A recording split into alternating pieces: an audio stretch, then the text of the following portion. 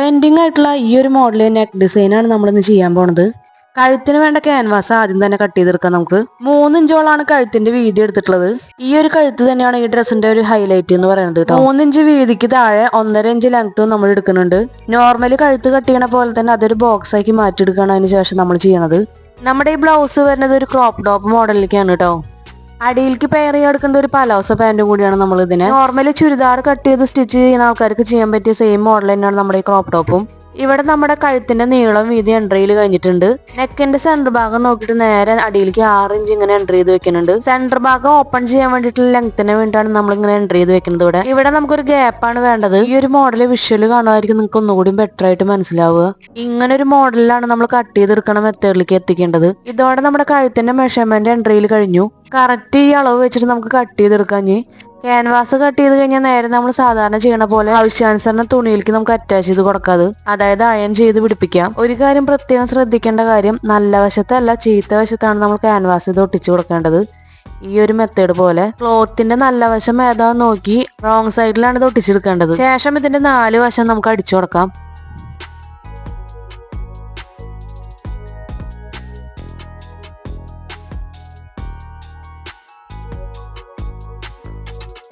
കഴുത്തിന്റെ സെന്റർ ഭാഗം അറിയാൻ വേണ്ടി നമുക്ക് ഇവിടെ ഒന്ന് കട്ട് ചെയ്ത് കൊടുക്കുകയാണ് ചെയ്യുന്നത്. ഇവിടെ ഇനി നമുക്ക് ടോപ്പിന്റെ മുകളിലേക്ക് ക്യാൻവാസ് അറ്റാച്ച് ചെയ്ത് കൊടുക്കാം. റോങ് സൈഡിലല്ല, നല്ല വശത്താണ് നമുക്ക് ക്യാൻവാസ് അറ്റാച്ച് ചെയ്ത് കൊടുക്കേണ്ടത്. ക്രോപ്പ് ടോപ്പിന് ഒരു പ്ലെയിൻ മെറ്റീരിയലാണ് എടുത്തിട്ടുള്ളത്.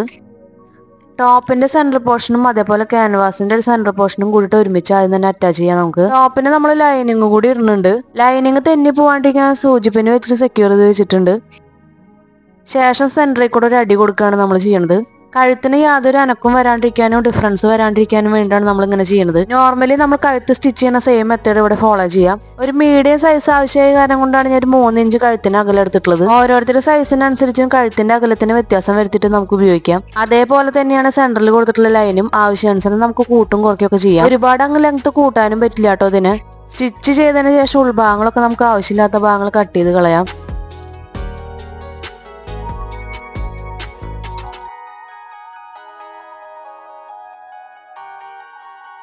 ഇനി മറിച്ചെടുക്കുകയാണ് ചെയ്യുന്നത്. കഴുത്ത് നെക്ക് ഫുൾ ഫിനിഷിംഗ് ആവണമെങ്കിൽ ടോപ്പ് സ്റ്റിച്ചും കൂടി കൊടുക്കണം.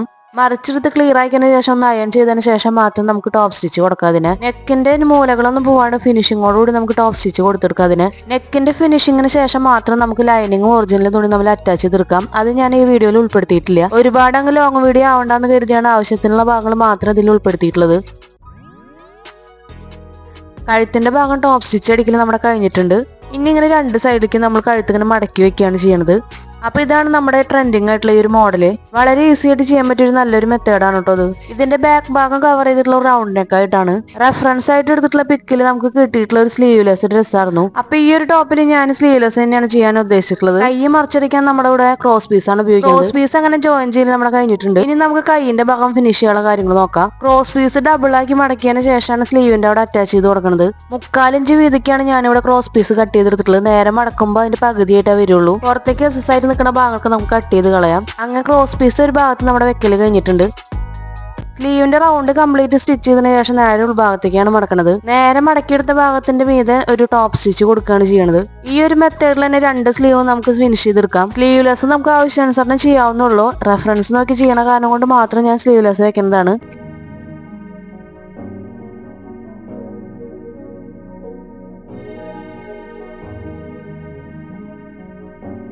അടിഭാഗം നേരെ മടക്കിയടിക്കില്ല നമ്മൾ ചെയ്യുന്നത്. ചെറിയൊരു പട്ട വെച്ചിട്ടാണ് മടക്കുന്നത്. 4 ഇഞ്ച് വീതിക്കാണ് ഇവിടെ ഞാൻ പട്ട വെട്ടിയെടുത്തിട്ടുള്ളത്. നേരെ ഫോൾഡ് ചെയ്തതിനു ശേഷം അടിഭാഗത്തും അടിച്ചു കൊടുക്കുകയാണ് ചെയ്യുന്നത്. ശേഷം അവിടെ നമ്മൾ ഹെമ്മിൻ ചെയ്യാനാണ് ഉദ്ദേശിച്ചിട്ടുള്ളത്. മടക്കി നേരെ ടോപ്പ് സ്റ്റിച്ച് കൊടുക്കുന്നതായിട്ട് വൃത്തി നമുക്ക് ഹെമ്മിൻ ചെയ്യുമ്പോഴാണ്. അതുകൊണ്ട് മാത്രമാണ് ഞാനിവിടെ ഹെമ്മിൻ ചെയ്യാന്ന് വിചാരിച്ചത്. ഇതൊക്കെ നമ്മുടെ ഓരോരുത്തരുടെ ഇഷ്ടത്തിനനുസരിച്ച് മാറ്റി മറിച്ചും ചെയ്യാവുന്നുള്ളൂ.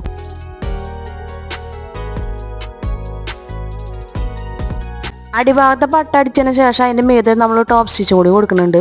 അടിച്ചു നിർത്തിയതിന്റെ മീതെ കൂടിയാണ് നമ്മൾ ടോപ്പ് സ്റ്റിച്ച് കൊടുക്കുന്നത്. ഹെമ്മിൻ ചെയ്യാനുള്ള ഭാഗത്തല്ല.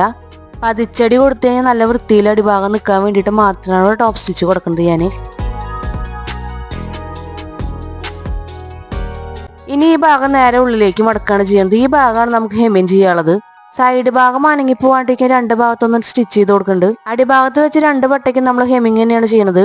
സെന്റർ ഭാഗം കറക്റ്റ് ഫിറ്റ് ആക്കിയതിന് ശേഷം നമുക്ക് സൈഡ് ഭാഗം കൂട്ടാനുള്ള കാര്യങ്ങൾ നോക്കാം. നോർമലി ചുരിദാറൊക്കെ കൂട്ടുന്ന സെയിം മെത്തേഡ് തന്നെയാണ്. ചുരിദാറിനൊക്കെ സൈഡ് കൂട്ടുന്ന ഈസി മെത്തേഡ് നമ്മുടെ ചാനലിൽ അപ്ലോഡ് ചെയ്തിട്ടുണ്ട്. കാണാത്തവരുണ്ടെങ്കിൽ ഒന്ന് ചെക്ക് ചെയ്ത് നോക്കണേ. ചെസ്റ്റ് അളവ് എനിക്ക് 19 ഇഞ്ചാണ്. അത് കാരണം കൊണ്ട് 9.5 ഇഞ്ച് വെച്ചിട്ട് രണ്ട് ഭാഗത്തേക്കും ഡിവൈഡ് ചെയ്ത് എൻട്രി ഉണ്ട്. ശേഷം നമ്മൾ ഷേപ്പിന്റെ ഭാഗം അപ്പർ ഭാഗം നമ്മൾ കൂട്ടുകയാണ് ചെയ്യുന്നത്. 15 ഇഞ്ചോളാണ് ഷേപ്പിന്റെ വിട്ട് എനിക്ക് വേണ്ടത്. അപ്പർ ഭാഗത്തെ അളവ് 18 ഇഞ്ചായിരുന്നു. അങ്ങനെ 9 ഇഞ്ചോളം അപ്പർ ഭാഗത്തും എൻട്രി ചെയ്തിട്ടുണ്ട്. നമ്മുടെ അങ്ങനെ വൺ സൈഡ് കൂട്ടിൽ കഴിഞ്ഞിട്ടുണ്ട്. ഇവിടെ ഫിറ്റിംഗ് അളവ് കൂടാതെ തന്നെ നമ്മൾ രണ്ടടിയും കൂടി പുറത്തു കൂടെ അടിച്ചു കൊടുക്കാറുണ്ട്. അങ്ങനെ നമുക്ക് രണ്ട് സൈഡും ക്ലോസ് ചെയ്ത് കൊടുക്കാം. ടോപ്പ് ആയ കാരണം കൊണ്ട് കറക്റ്റ് ഫിറ്റിംഗ് ആയിട്ട് നിൽക്കുന്ന കാരണം കൊണ്ട് ഞാൻ ബാക്ക് സൈഡിൽ സിബും കൂടി അറ്റാച്ച് ചെയ്ത് കൊടുത്തിട്ടുണ്ട്. അപ്പൊ നമ്മുടെ ക്രോപ്പ് ടോപ്പിന്റെ ഫൈനൽ ലുക്ക് ഇങ്ങനെയാണ്. ഇതൊരു സ്മോൾ സൈസിലുള്ള അളവാണിത്. ഈ ഒരു ക്രോപ്പ് ടോപ്പിന് വേണ്ടിയിട്ട് ഒരു പലാസോ പാന്റും കൂടി കട്ട് ചെയ്ത് വെച്ചിട്ടുണ്ട്. പാന്റിന്റെ ക്ലോത്താണ് കഴുത്തിന്റെ ഭാഗത്തേക്ക് അറ്റാച്ച് ചെയ്തിട്ടുള്ളത്. അപ്പൊ ഇത് നമ്മുടെ ടോപ്പിന്റെ മോഡൽ നിങ്ങൾക്ക് എല്ലാവർക്കും ഇഷ്ടമായി വിചാരിക്കുന്നു. ഇതാണ് നമ്മുടെ പലാസോ പാന്റ് കട്ട് ചെയ്ത് വെച്ചിട്ടുള്ളത്. അപ്പൊ നാളെ പലാസോ പാന്റിന്റെ കട്ടിങ്ങും സ്റ്റിച്ചിങ്ങിന്റെ വീഡിയോ ആയിട്ട് നമുക്ക് നാളെ കാണാം.